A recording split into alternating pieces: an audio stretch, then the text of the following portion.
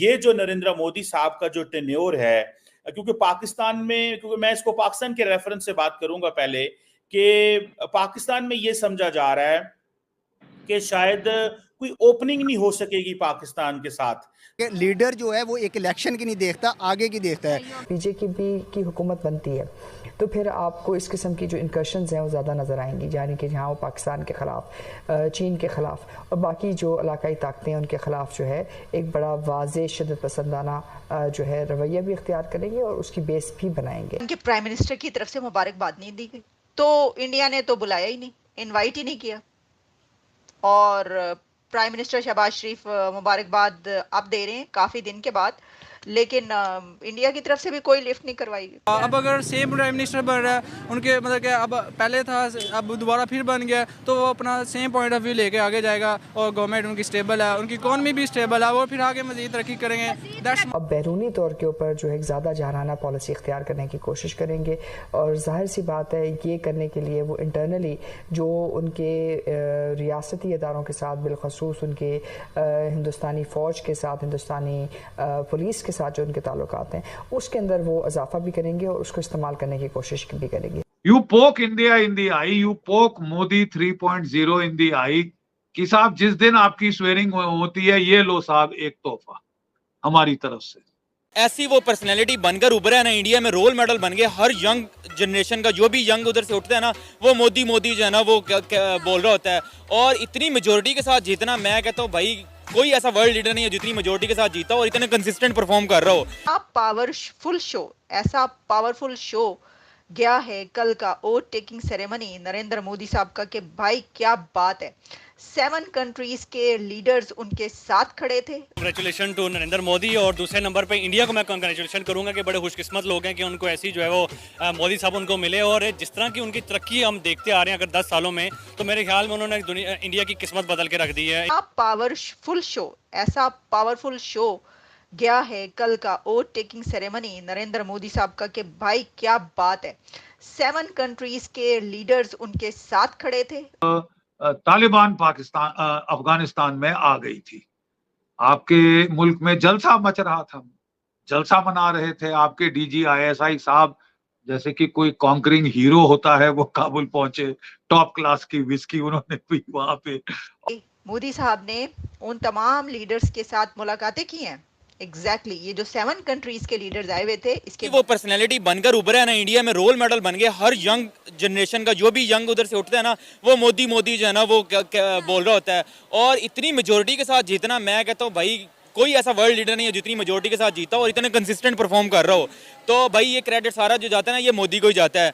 और ऊपर से बात ये है कि अगर उसने उसको वोट मिला है ना, अगर उसको थर्ड वो चांस मिला है उसको प्राइम मिनिस्टरशिप का चेयर पे बैठने का, तो उस बंदे की डेवलपमेंट भी उसके पीछे है। ठीक है, उसके काम जो है ना वो बोलते हैं वहाँ पे। इंडिया का उसने, मैं कहता हूँ, चेहरा ही बदल के रख दिया। इंडिया अगर जमीन बोझ था ना तो उसको आसमानों पे पहुंचा दिया। किसने पहुंचाया? वो मोदी ने पहुंचाया।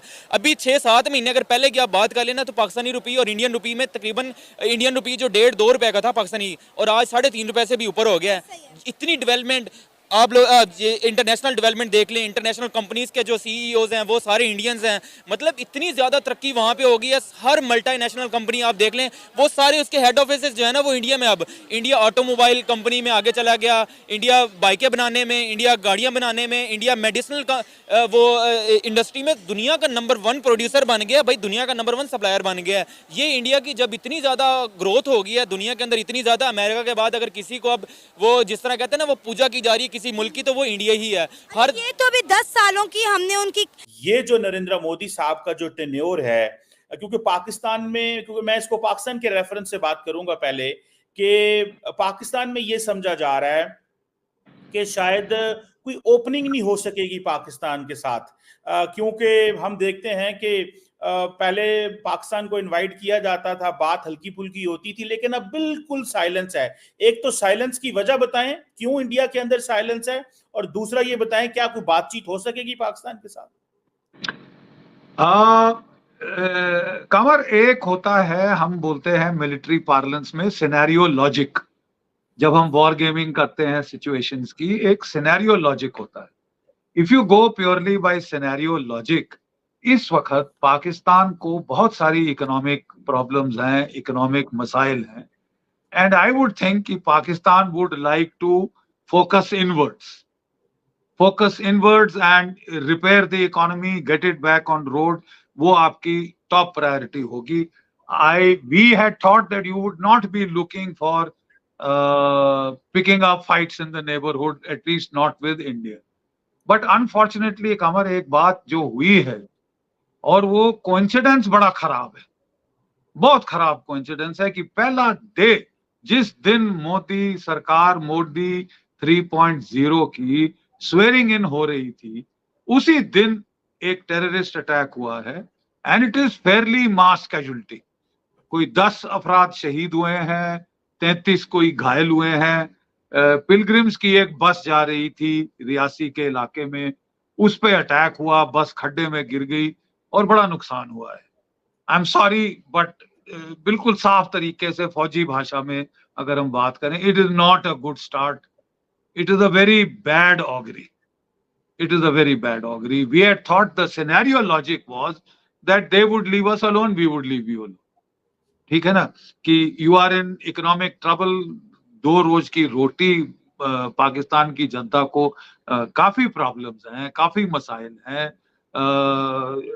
IMF भी प्राइसी एक्ट कर रहा है आपके साथ. चीन ने खास मदद नहीं करी है रीशेड्यूलिंग ऑफ loans में.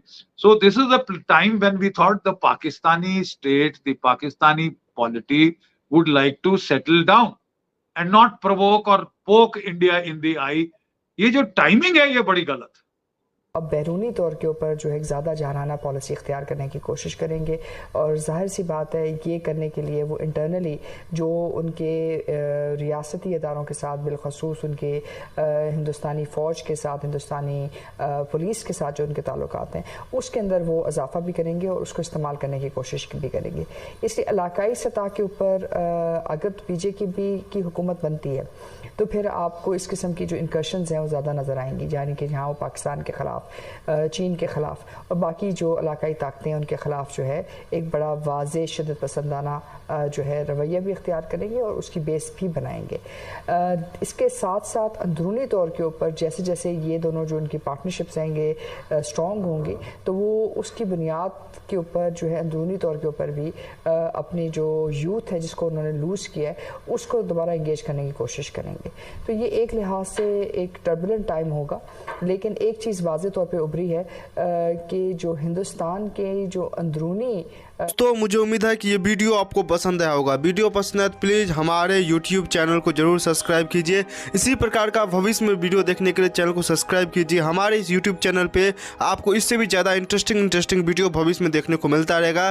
तो प्लीज़ हमारे YouTube चैनल सोच टाइम्स को सब्सक्राइब कीजिए, वीडियो को लाइक कीजिए, इस वीडियो को अपने दोस्तों के साथ जरूर शेयर कीजिए. नमस्कार, फिर मिलेंगे अगले